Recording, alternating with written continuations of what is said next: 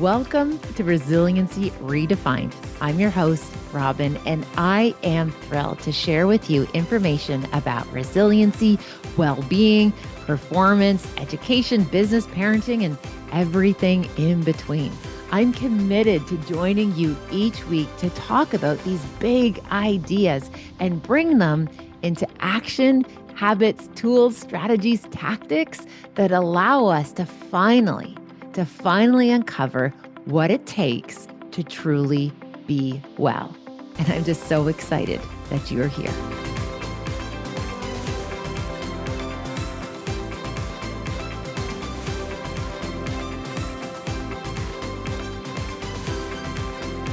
Welcome back, everyone. This is Robyne. I'm so excited for us to connect today on Resiliency Redefined. And I thought the big idea that we could unpack was something that I was able to kind of work through with a group that I just had a huge event with last week in Chicago. So I had the opportunity to be in Chicago for the American Veterinary Medical Association. I think I just butchered that name, but essentially it was these amazing groups of people in veterinary medicine. We all gathered in Chicago. There was hundreds of folks.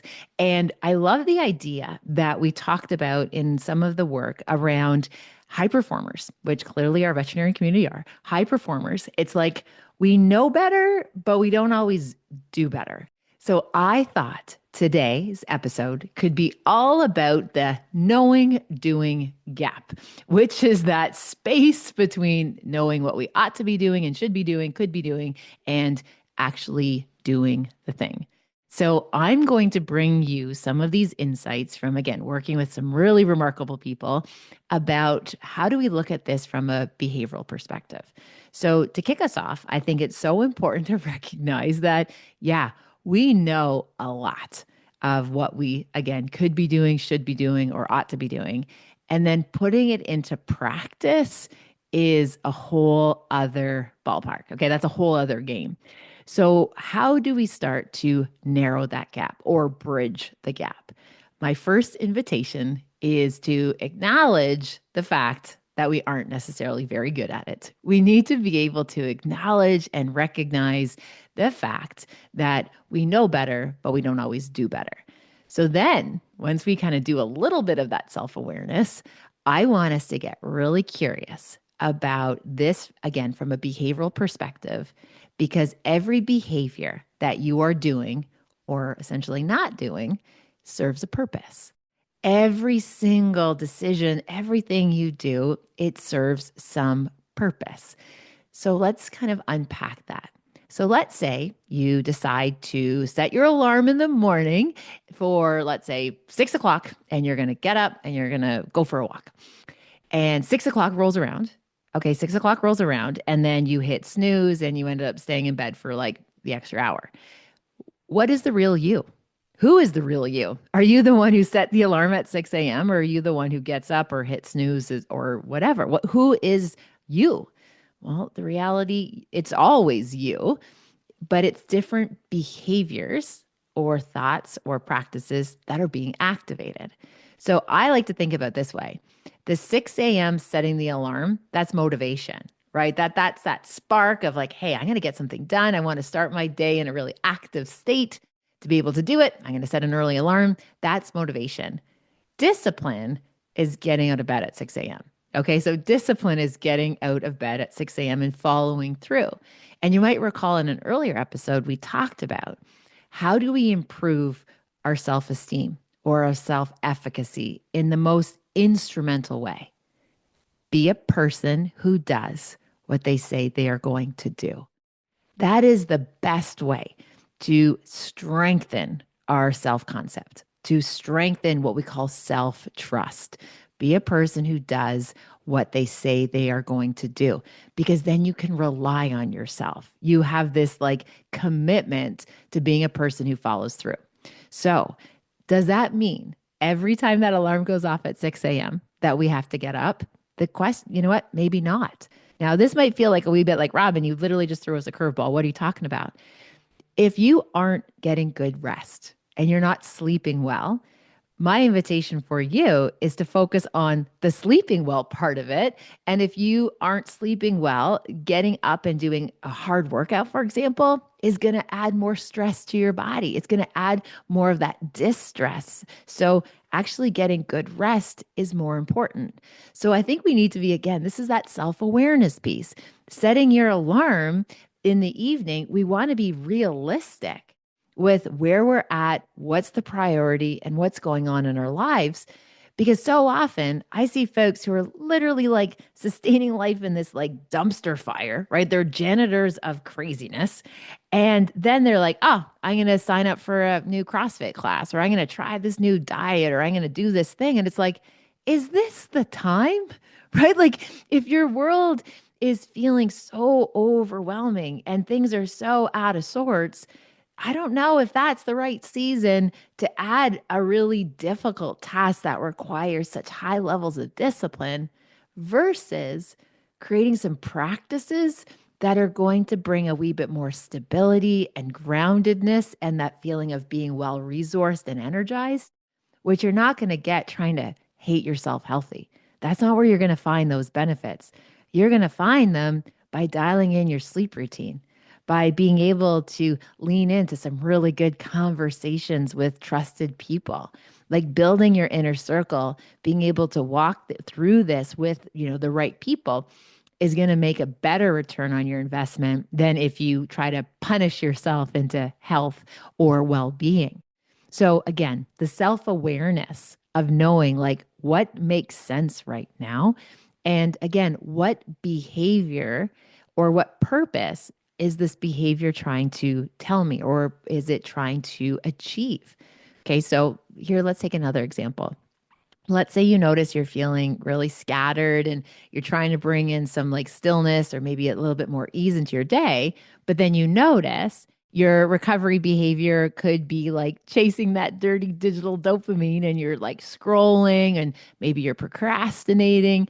Okay, instead of meeting that with judgment, right? Like, oh my gosh, I'm so morally polluted. I just spent 2 hours scrolling. What if we met it with curiosity? What is it that that scrolling behavior is doing for you? Maybe it's like a pause button on adulthood. Maybe it's just this distraction of not wanting to like think for yourself, not wanting to make decisions, not wanting to like carry the heaviness of your day. It's serving a purpose. Or maybe, let's say if you notice you're scrolling, especially at the end of the day, it's just your body's way of trying to wind down. Now, it doesn't mean it's the best way to wind down, but it's like what you have in terms of the energy that you have to put in a wind down practice. That's as good as it's maybe going to get for you. Unless unless we look at it perhaps with a little bit more compassion, right? As we look at it and be like, okay, what is it that I'm really trying to achieve, or what is it that I'm looking for? Or maybe you're scrolling is because you're actually looking for connection. You want to see that other people are also trying to figure this out and are stick handling busy, full, complicated days, experiences. Perhaps that could be it too. So just getting kind of curious.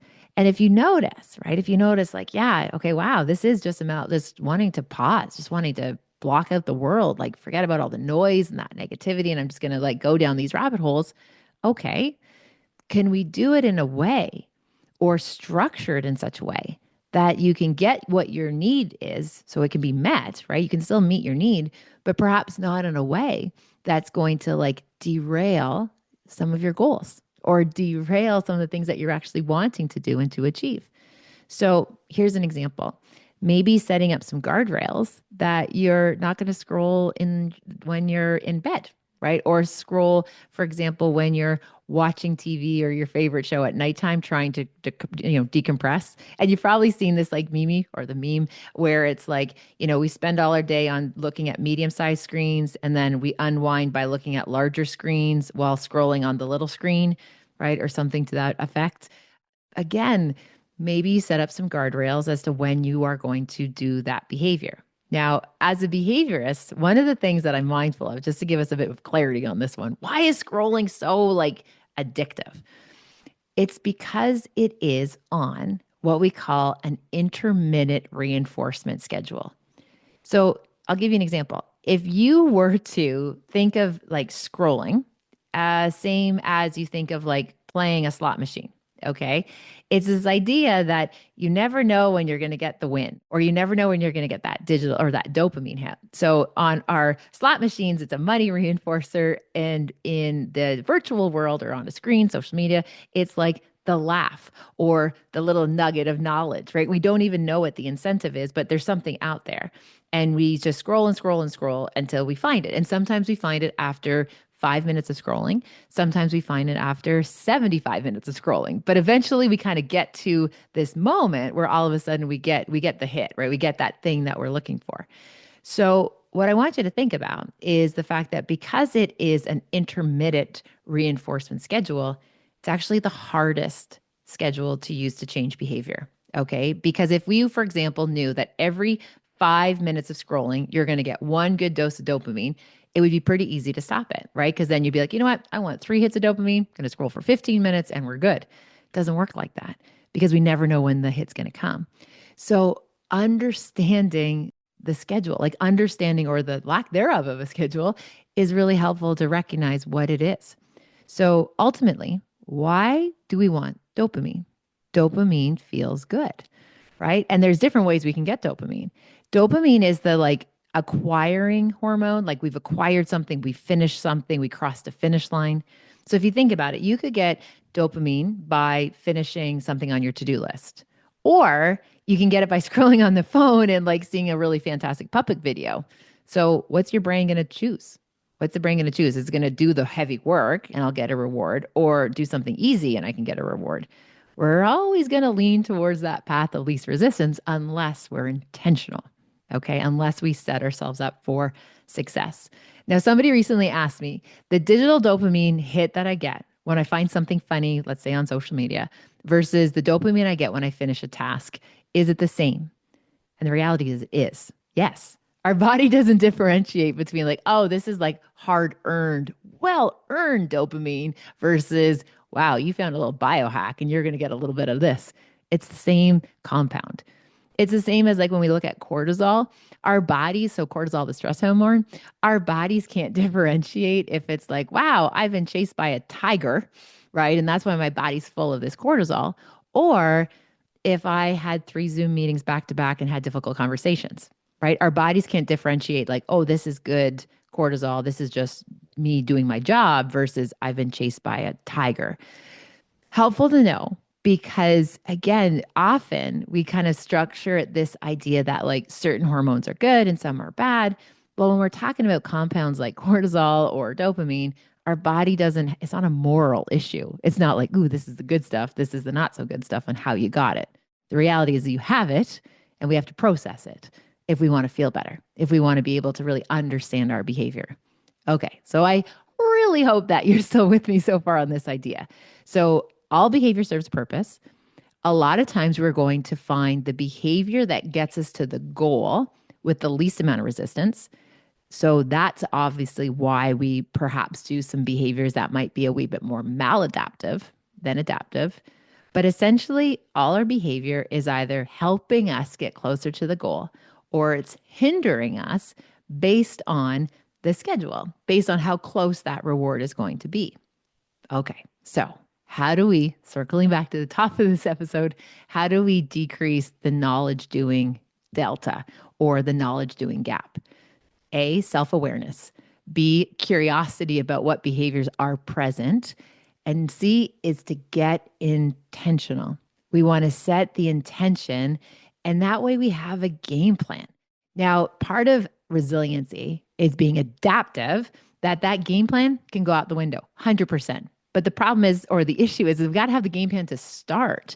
We don't want to be reactive to our days. We want to be in charge, right? We want to be ahead of all of these physiological and biological markers that are going to, again, help or hinder our progress. So, what does getting intentional look like? We need radical clarity on how it is that we want to feel. So, my friends, this isn't like goal setting, this is feeling setting. How do you want to feel today?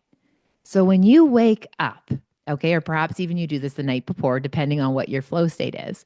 When you start your day, we want to just get clarity of how it is that you want to feel today. Do I want to feel well resourced? Do I want to feel patient? Do I want to feel productive? Do I want to feel grounded? Do I want to feel energetic? So once you get some clarity on how is it that I want to feel, what we're going to do is structure our day in a way that make those feelings more available. That we like success is inevitable because we've designed our day to be like that. So let's say you want to be more productive, right? Gosh, with my workflow, I want to feel more productive. What would your day map look like? Well, number one, you want to start in a place of creating. Okay. You want to start in a place of creating, not in a place of consuming. So if I want to be productive, I'm going to do my morning routine, which is predictable, it's consistent, and it makes me feel like I'm set up for my day, whatever your morning routine looks like.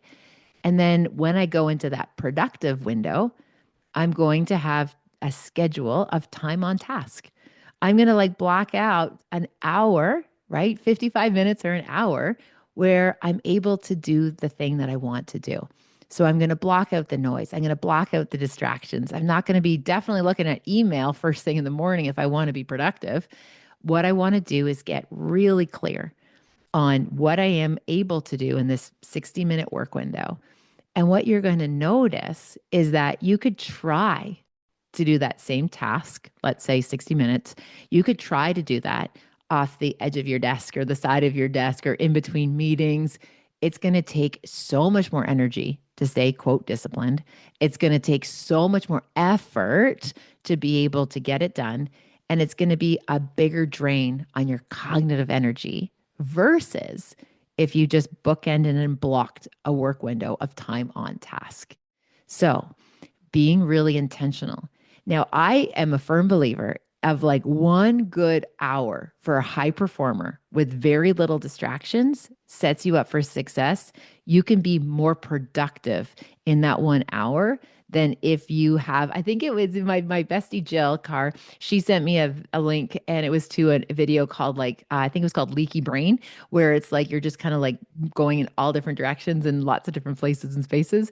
So again, trying to get really strategic. I believe 1 hour of time on task with a high performer is worth its weight in gold compared to a distracted 7 hours, right? A messy, distracted 7 hours, you're not going to get a good return on your investment.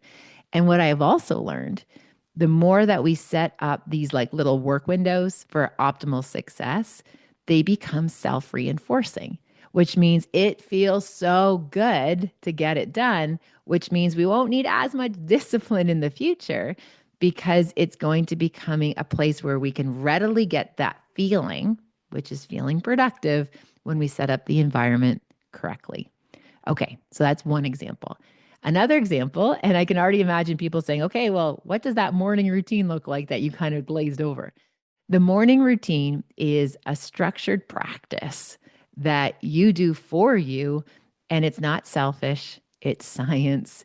It's creating this idea of predictability to start your day off. Okay. And if you want to learn more about morning routines and habits, we can have a whole other episode about that. But the idea that I do want to get us started off here today in our time together, again, let's break down how do we start to minimize that knowledge and doing gap. One, self-awareness. B, curiosity and intention. That will be a really great recipe to start you in the practice of feeling setting versus goal setting. Okay. Yes, those goals are out there, but if we want to make sure to get those goals and put ourselves onto that trajectory, we want to make sure that we have a plan, but we're also aware of the feeling. And I think those in combination are going to set us up for success. So, my friends, thank you for joining me today. Again, if you have any questions, wonderments, curiosities, bring them. I would love, love, love to hear from you and how I could just maybe help carry some of these big ideas in a way that's a wee bit more sustainable. So, thanks for listening. Take good care, and I'll connect with you next time. Bye for now. thank you for spending time with this podcast episode today. I hope you found something helpful in Resiliency Redefined. Please feel free to share it with somebody who you might think could benefit. Maybe there was something useful, something in particular that you think you could pay forward. Also, if you have a moment, please feel free to rate and review this podcast wherever you like to listen to your podcast. It means the world to me. And again, thanks for your time. Thank you for your interest. Take good care, and I'll see you next time.